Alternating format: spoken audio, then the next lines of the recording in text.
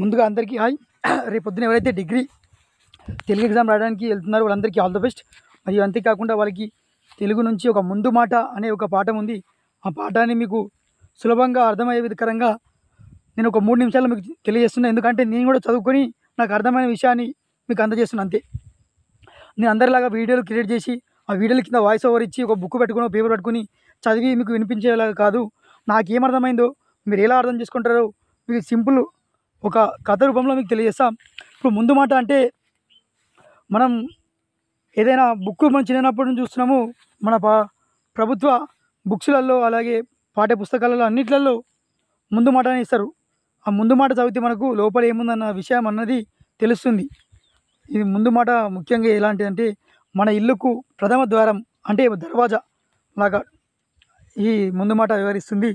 మరియు అంతేకాకుండా ఈ ముందు మాట ఎవరు రాస్తారంటే ఆ పుస్తకం రాసిన వారు మాత్రం రాయరు. ఎందుకంటే ఆ పుస్తకాన్ని రాసిన వారి కన్నా ఎక్కువ జ్ఞానం ఉన్న వారితో ఈ ముందు మాట రాపిస్తారు. ఎందుకంటే ఆ ముందు మాటలో ఎలా ఎలా ఉండాలంటే ఆ ముందు మాట రాసే వ్యక్తి ఎవరైతే ఉంటారో ఆయనకు ఆ రచయిత గురించి మొత్తం తెలిసి ఉండాలి.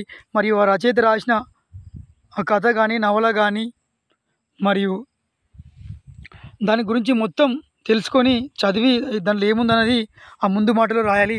మరి అలాగే ముందు మాటలో ఇంకోటి ఏంటంటే ఆ ముందు మాట చదువుతున్నప్పుడే ఎవరైతే చదువుతారో పాఠకులు వాళ్ళకి ఆసక్తి కలిగించేలా ఉండాలి.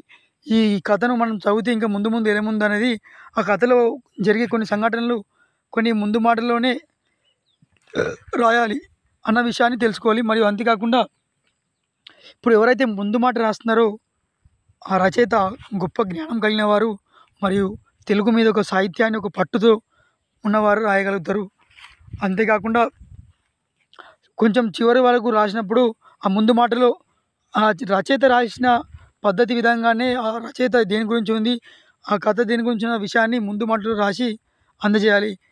మరియు చాలామంది కూడా ఇంగ్లీష్లో కూడా కొంతమంది రాసి ఈ ముందు మాట అనే దానికి ఫార్వర్డ్ అని అంటారు. ఇంగ్లీష్లో దానికి సరైన పదమే ఈ ముందు మాట.